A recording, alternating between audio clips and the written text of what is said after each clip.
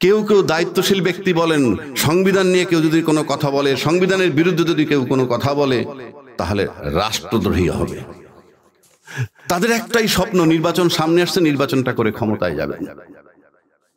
অথচ এই যারা নির্বাচনের জন্য অস্থির, তারা কিন্তু বিগত 18, 14, 18, 24 নির্বাচনে যাননি। কেন যাননি? যে লেভেল প্লেইং ফিল্ড নাই। লেভেল প্লেইং ফিল্ড নিশ্চিত করে কে? প্রশাসন, অর্থাৎ নির্বাচন কমিশন। এবং সেই দোহাইতে তারা নির্বাচনে যান নাই। অথচ আজকে তারা নির্বাচনে অস্থির, কারণ লেভেল প্লেইং ফিল্ড নাই, এটা তারা নিশ্চিত। কিন্তু সামনে তাদের কোনো প্রতিদ্বন্দ্বী নাই। এটাকে নির্বাচন বলে না। আপনি যখন জেনে শুনে আপনার প্রতিদ্বন্দ্বী নাই বলে নির্বাচনে যাবেন, সেটা কিন্তু আপনার ইন্টেনশন। আপনি কোর্ট কাছারিতে যান, যেখানেই যান, আপনি একজন সালাম দিলেন, সালাম দিলেই শান্তি বর্ষিত হয় না, কারণ আপনার উপরে সেই রহমত নাই। আবার উল্টা দিকে আসেন, সালামের বহু কারিশমা আছে। আমাকে একজন সালাম দিচ্ছে সকালে, আসসালামু আলাইকুম স্যার। আমি বললাম তোমার টাকা 20,000 আমি আগামী সপ্তাহে দিয়ে দিব। This was my reply. তার সালামটার মানে হচ্ছিল তাগাদা। So there are many ways to speak. কাজী আপনারা কে কি বলেন, নির্বাচন যারা চাচ্ছেন তারা গণতন্ত্রের দোহাই দিচ্ছেন না, আমার সামনে প্রতিদ্বন্দ্বী নাই তাই নির্বাচন চাচ্ছি। So whatever the form is, কেউ মাইন্ড করলে করতে পারে। কেউ কেউ বলে কতক্ষণ আমাকে জামাত, কেউ কেউ বলে কতক্ষণ আমি বিএনপি, কেউ কেউ বলে কতক্ষণ আমি এনসিপি। বাট আমি বলছি আমি বাংলাদেশ পন্থী। There is no way. আপনি ভারতকে গালি দেন, আপনি আমেরিকারে গালি দেন, সব সেকেন্ডারি। আমরা কি করছি, আমার বাড়িতে আমি কি করছি সেটা আগে দেখেন। এখন আসেন, ফ্যাসিজম রেখে ইউনূস সাহেব একজন রেফারি, তার কোনো রাজনৈতিক যোগ্যতা নাই, কার কোনো রাজনৈতিক দক্ষতা নাই। এটা বাংলাদেশে এমন কোনো রাজনীতিবিদ নাই যিনি বলেন না। কিন্তু প্রশ্ন হচ্ছে, তার রোল তো রেফারির মতো। উনি বসে আছেন, সংস্কার ঐক্যমত্য কমিশন বানায় বসে আছেন।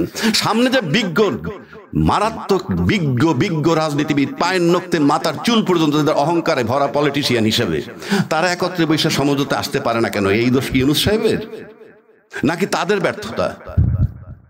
পলিটিশিয়ানরা ঐক্যমত্যে আসতে পারলে ইউনূস কে?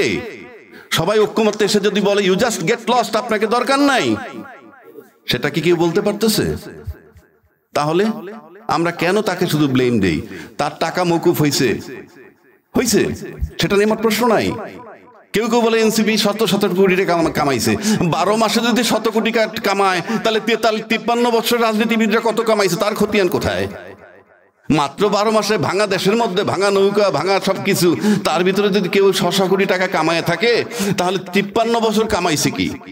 সেটার কৈফিয়ত কোথায়? আবার যখন আপনি নির্বাচনের জন্য পায়তারা করেন, সমস্ত ফ্যাসিস্ট ব্যবস্থা, সিস্টেম একই। এই বইটাকে 17 বার সংশোধন করা হয়েছে। 17 বার সংশোধন করেই কিন্তু এটাকে একটা স্বৈরাচারী চটি বই বানানো হয়েছে। আবার কেউ কেউ বলেন সংবিধান নিয়ে হাত দেওয়া যাবে। ইয়েস, এই সংবিধান এমন ভাবে রাখছে কেউ হাত দিতে পারবেন না।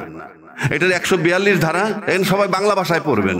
142 ধারা, 123 এবং 7 ক খ পড়ে দেখবেন, কারো হাত দেওয়ার ক্ষমতা নাই। সবার দণ্ড হবে, মৃত্যুদণ্ড হবে। কারণ এই সংবিধান এমন ভাবে করে গেছে, আপনি কোনোভাবে হাত দিতে পারবেন না, সংশোধনও করতে পারবেন না। সংশোধন করতে 2/3 মেজরিটি, তা কিভাবে? সব বলা আছে। এইবার আসেন, 123 ধারায় নির্বাচনের কথা বলা আছে। আমার মনে হয় এখানে অনেক বিজ্ঞ সাংবাদিক আছেন, আপনারা সবাই জানেন যে এই বইটার ভিতরে বলা আছে সংসদ ভেঙে যাওয়ার পর 90 দিনের মধ্যে নির্বাচন। আশা করি সবাই জানেন। সংসদ ভেঙে গেল 8ই অগাস্ট 2024, তাহলে সেই মোতাবেক নির্বাচন হওয়ার কথা 7ই নভেম্বর 2024। এরপরে নির্বাচন কমিশন নির্বাচনের ডেট ফেব্রুয়ারি 2026 দিল। কোন আইনে? এবং এই সংবিধানে বলা আছে প্রধানমন্ত্রী ক্ষমতায় থেকে তারপরে নির্বাচন করবেন, এই আইনটা বলা আছে। কিন্তু ইউনূস সাহেব তো চিঠি দিচ্ছেন নির্বাচন কমিশনে, তুমি নির্বাচন করো। ইউনূস সাহেব কে? অন্তর্বর্তীকালীন সরকার।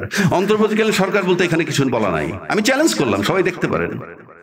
যেই সরকার কথাই বইতে বলা নাই, সে এই বইটা চালাবে কিভাবে? Very simple. তা আজকে যারা নির্বাচনের প্রক্রিয়া যাচ্ছেন, ইনশাআল্লাহ তাআলা তাদের সবার জন্য সর্বোচ্চ শাস্তি হতেও পারে যদি কখনো গণেশ উল্টায় যায়, যদি কখনো আওয়ামী লীগ আসে। এবং আপনারা আওয়ামী লীগকে দেখছেন যে আওয়ামী লীগ কি করে। আজকে আওয়ামী লীগের জন্য সবাই বলতেছে, দায়িত্বশীল সাংবাদিক বহু আছে, তারাও বলে আন্তর্জাতিক মানের বিচার হইতে হবে। তারা কিন্তু জামাতের বিচার যখন হয়েছিল নীরব ছিল, আন্তর্জাতিক মানের বিচারের কথা বলে নাই। আন্তর্জাতিক মানের বিচার বলতে কিছু নাই, শতভাগ শুদ্ধ বিচার পৃথিবীর কোথাও হয় না। কারণ যিনি বিচার করেন তিনি মঙ্গল গ্রহ থেকে আসেন না, তিনি যেই সয়েলের মানুষ, তার ভিতরে যতটা পারফেকশন করা যায়। আন্তর্জাতিক মানের বিচার চাওয়ার মানে হচ্ছে আমরা এই বিচারটা চাই না। Very simple. আপনারা সবাই জানেন যে কিভাবে যুদ্ধ অপরাধীদের শাস্তি দিছিল, মৃত্যুদণ্ড দিছিল। শাহবাগ মোড়ে চিৎকার করার পরে আইনটাকে সংশোধন করে, ওই দিন সংশোধন করে পিছে এফেক্ট দিছে। সেই নজিরও বাংলাদেশে আছে। তো সেই ফ্যাসিজমের সমস্ত সিস্টেম ওই বইটা রয়ে গেছে। আর এই যে নির্বাচনটা দিতেছেন নির্বাচন কমিশন, সে বেআইনি ভাবে দিচ্ছেন। তাকে নির্বাচন দিতে হবে অন্তর্বর্তীকালীন সরকারের অধীনে, অন্তর্বর্তী সংবিধান মোতাবেক নির্বাচন দিচ্ছেন উনি। কারণ ইউনূস সাহেব অন্তর্বর্তীকালীন সরকার। কেউ প্রশ্ন করেন তাহলে এই সংবিধানটা কোথায়? এই সংবিধানটা অলিখিত। ইউনূস সাহেব যা করতেছেন এইটাই সংবিধান। এবং যারা 5ই আগস্ট একটা জুলাই ঘোষণাপত্র করছেন, তাদেরকে আমি বলবো আপনারা সেটা সংশোধন করেন, পরিশুদ্ধ করেন। সেই সংশোধনে ইউনূস সাহেবের মেয়াদ দিয়ে দেন যে 8ই আগস্ট 2024 থেকে 30 জুন 2026 পর্যন্ত তার মেয়াদ।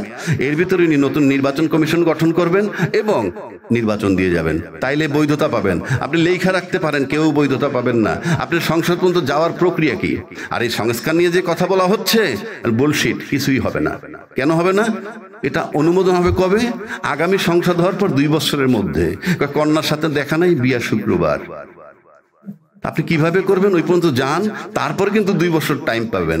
আর আজকে যারা নোট অফ ডিসেন্ট দিয়ে যাচ্ছেন, তারাই যদি ক্ষমতায় যান, গিয়ে বলবেন আমরা তো নোট অফ ডিসেন্ট দিয়েই আসছি।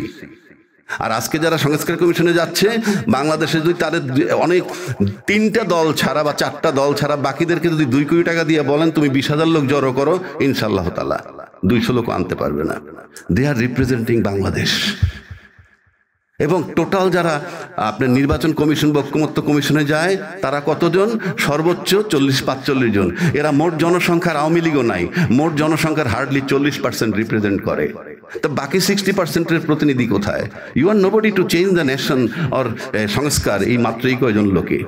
সুতরাং এটা অন্তর্বর্তীকালীন সরকারের অধীনে অন্তর্বর্তীকালীন নির্বাচন কমিশন নির্বাচন করছেন, সেটার বৈধতা জুলাই ঘোষণাপত্রের মাধ্যমে দিবেন। আর একটা কথা বলি, এটা একটা রাষ্ট্র, এটা কোনো সমিতি বা ক্লাব না। যা আপনারা জানেন, এখানে অনেক সাংবাদিকও আছেন, অনেক আইনজীবী আছেন। আমার ডান পাশে একটা পার্টির প্রধান আছেন, একজন আইনজীবী। ওনারা জানেন যে স্কুল কমিটির যদি নিয়মের কোনো ব্যত্যয় ঘটে তাহলে রিট হয়। এরকম বহু সমিতি নিয়েও রিট হয় একটু ব্যত্যয় ঘটলে। আর সেখানে সংবিধান আপনাকে বইলে দিছে যে সংসদ ভেঙে যাওয়ার 90 দিনের মধ্যে নির্বাচন করবেন। সেই মেয়াদ তো শেষই হয়েছে 7ই নভেম্বরের মধ্যে। ইন এডিশন যিনি এখন বর্তমান নির্বাচন কমিশন, ওনার নিয়োগই হয়েছে ওই মেয়াদ পার হওয়ার পর 21 নভেম্বর 2024-এ।